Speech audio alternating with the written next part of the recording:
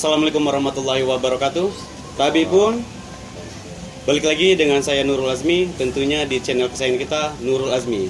Dan buat kalian semua yang belum pernah nonton konten kita, langsung tonton. Dan kalian yang belum subscribe, langsung di subscribe dan bunyikan loncengnya ketika nanti kita membuat konten, kalian langsung mengetahui konten yang kita buat. Dan sebarkan jika kalian senang dan sebarkan jika kalian setuju dengan konten-konten kita. Pancasila adalah ideologi dasar bagi negara yang kita cintai ini. Pancasila disusun dan dirumuskan oleh para pendiri bangsa sebagai pedoman kehidupan untuk kita rakyat Indonesia dalam kehidupan berbangsa dan bernegara. Pada tanggal 1 Juni 1945, disahkanlah dasar negara yang disebut Pancasila oleh Presiden pertama Republik Indonesia, Insinyur Soekarno. Dan sore hari ini saya diberi kesempatan bertemu langsung dengan salah satu tokoh pemuda, tokoh milenial yang berasal asli dari Provinsi Lampung, dan beliau adalah mantan Bupati Lampung Selatan dan anak dari Bapak Gubernur Provinsi Lampung, Pak Sahrudin ZP, dan mantan gubernur sekarang menjabat sebagai dubes di negara Kroasia. Langsung saja kita sapa beliau. Assalamualaikum, selamat sore Bung. Sore, Waalaikumsalam warahmatullahi wabarakatuh. Waalaikumsalam. Dan beliau adalah Haji Bung Riko Menoza ZP. Nah, jadi kami sangat senang sekali sore hari ini kita dapat ngobrol langsung, berdialog dengan Bung Riko. Dan di hari yang sangat spesial pula, yaitu hari lahirnya Pancasila, 1 Juni 2020.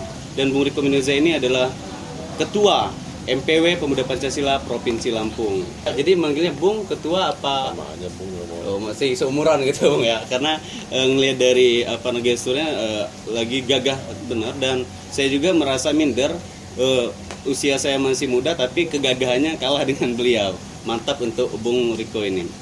Kita ingin ngobrol-ngobrol santai ini Bung, terkait keseharian Bung Riko ya. Dan ya memang terkait Pancasila nantinya. Ya. Nah, jadi selama Covid melanda di negeri kita, kegiatan apa saja sih Bung yang Bung Riko lakukan gitu? Ya, yang pasti saya sebagai bagian daripada warga masyarakat Provinsi Lampung, khususnya sekarang saya diam dan tinggal di Kota Bandar Lampung, juga sama halnya dengan warga masyarakat yang lain.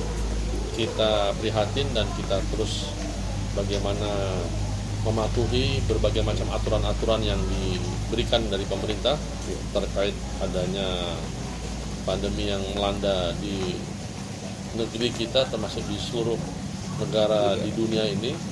Tetapi tentu sebagai bagian, saya sebagai Ketua Ormas Pemuda Pancasila, kita pun juga melakukan upaya-upaya dan kegiatan-kegiatan yang sifatnya sosial masyarakatan.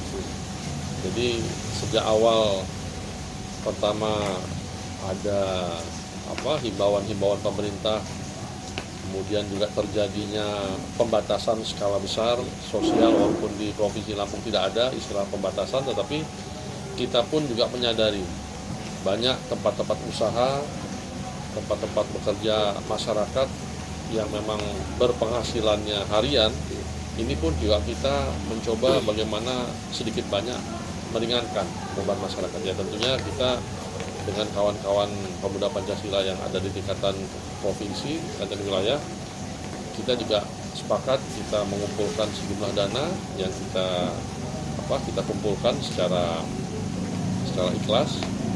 Kita memberikan bingkisan dan kita berikan kepada masyarakat juga, termasuk pengurus-pengurus pemuda Pancasila yang memang membutuhkan. Tapi yang memang saya kira di mana kemarin bersamaan juga dengan datangnya bulan Ramadan, ini kegiatan memang sudah rutin dilakukan. Ini bukan hanya karena adanya ada COVID ini berlangsung, tetapi ya memang kegiatan-kegiatan sosial seperti ini yang kita lakukan ini sudah berjalan beberapa tahun belakang. Berarti memang tidak ada alasan untuk kita kerja sosial, baik pun di dalam keadaan COVID, dan memang sosial yang dilakukan oleh Bung Riko dan kawan-kawan ini memang dari awal Bung ya. Ya, jadi memang kita sudah terbiasa selama ini kegiatan-kegiatan yang memang ya salah satunya membagikan bingkisan dengan 9 bahan pokok makanan yang diberikan. Nah, jadi apa saja sih Bung dampak yang Bung Riko rasakan gitu Bung? Apakah ada dampak yang sangat urgent ataupun apa? Mungkin bisa diceritakan untuk adik-adik dampak dari virus ini Om. Yang pasti ya tentu kita semua sebagai masyarakat ya, termasuk khususnya umat muslim ya, tentu banyak keterbatasan ya.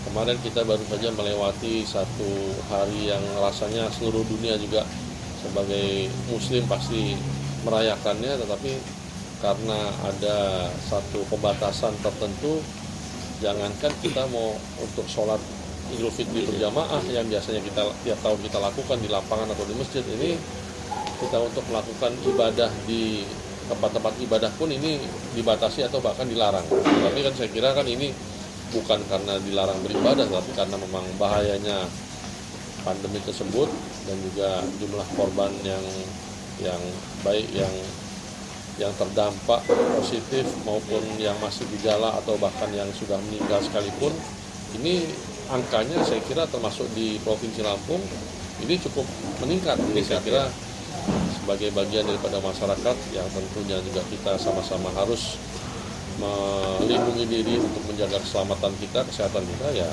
saya kira tidak ada salahnya kita mematuhi berbagai macam aturan, termasuk yang selama ini kita biasa kumpul-kumpul, termasuk di Pemuda Pancasila kita rutin melaksanakan agenda buka puasa bersama, kita keliling kabupaten, kita buka puasa sambil kita silaturahmi berkenalan dengan para pengurus di sana, ya terpaksa tahun ini kita tiadakan.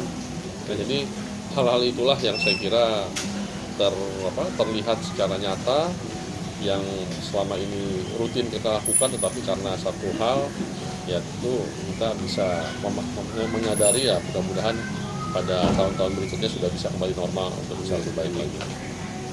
Ya mudah-mudahan di masa-masa pandemi ini Bung Riko beserta keluarga, beserta kader-kader bahkan di negara Indonesia ini selalu dilindungi dan mendapatkan lindungan dari Allah, dan COVID ini segera musnah dan kita kembali lagi dengan rutinitas apa yang sering kita lakukan. Nah, jadi ke titik poinnya ini Tua atau Bung Riko, menurut Bung Riko sendiri untuk penafsirkan Pancasila itu sendiri seperti apa sih Bung? Penafsiran menurut Bung Riko Pancasila itu. Ya tadi kan dikatakan di awal bagaimana Pancasila ini sebagai ideologi bangsa. Iya. Ya kan, Pancasila terdiri dari 5 sila. Ini menjadi pedoman falsafah hidupnya masyarakat Indonesia yang ada terdiri dari berbagai macam ya golongan, suku, agama, ras. Jadi ya saya kira kalau kita memahami apa makna dari kelima sila dari Pancasila ini, tentunya sudah tidak boleh lagi ada perbedaan klasifikasi masyarakat yang kita tahu di beberapa tempat. Bahkan di negara maju pun kita melihat kemarin di Amerika Serikat mereka terjadi satu perselisihan yang menyebabkan masyarakatnya bergejolak di beberapa negara bagian. Ini saya kira juga karena ya mungkin karena mereka masyarakatnya tidak menyadari arti bagaimana berbeda-beda itu tapi tetap satu ya. Jadi karena memang kita dibedakan dengan kulit, mungkin ada warna kulit, ada hitam, ada putih, ada kuning. Maksud saya ada sawo matang, tapi mudah-mudahan melalui Pancasila ini ya bisa menjadi satu alat perekat bagaimana ya ke depan Indonesia sebagai negara yang katakan sudah berusia setengah abad lebih setelah kemerdekaan, yang mudah-mudahan ke depan ya bisa lebih maju khususnya dalam hal keberagaman yang bersatu dalam satu kesatuan. Siap. Dan selanjutnya nih Bung, tugas dari kader PP itu sendiri karena sekarang kan memang masih marak-maraknya ini Bung ya, grup WhatsApp terus di tongkrong-tongkrongan bahwa perkembangan ataupun pertumbuhan ataupun munculnya kembali PKI di negara Indonesia, mungkin Bung Riko sendiri sudah mengetahui itu isu-isu yang berkembang. Nah, menyikapi isu tersebut itu seperti apa Om? Ya saya kira kan kita ini lahir di masa sesudah kemerdekaan, ya tentu pada saat PKI muncul di negara kita, rasanya kita semua ini belum ada yang lahir pada saat itu. Tetapi kan kita belajar sejarah, bagaimana dampak yang ditimbulkan adanya pemberontakan yang diakibatkan oleh PKI, salah satu partai pada saat itu yang mencoba mengganti ideologi bangsa ini menjadi ideologi komunis. Ya tentu rasanya untuk ukuran masyarakat kita yang cukup plural di di tiap daerah, baik daerah kabupaten, kota, provinsi, bahkan negara ini rasanya tidak cocok di Indonesia paham komunis ini dikembangkan. Di samping ya saya kira kan kita ini beragam ya. Saya kira ya justru bagaimana kita ya jangan sampai paham-paham yang tidak sesuai dengan nilai-nilai Pancasila ini ya rasanya jangan sampai bertumbuh di negara kita yang sudah dengan susah payah dipertahankan oleh para pendahulu bangsa gitu. Jadi saya kira ya inilah gunanya kita sebagai generasi penerus, sebagai generasi muda ya jadi harus tahu sejarah. Kan sejarah ini perjalanan cukup panjang ya, saya kira generasi manapun, kapanpun generasi itu berjalan ya tidak boleh asal sejarah itu dihilangkan begitu saja, karena tidak mungkin ada hari ini kalau tidak melalui masa-masa yang memang selama ini sudah kita lalui melalui sejarah.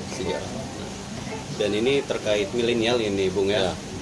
Karena kemarin itu kita sempat beberapa ngobrol dengan beberapa milenial, baik itu di Kabupaten Sawaran, Berikuseu, bahkan di Kota Bandar Lampung itu sendiri. Dan memang tidak semua milenial itu paham ataupun hafal di 5 sila itu sendiri.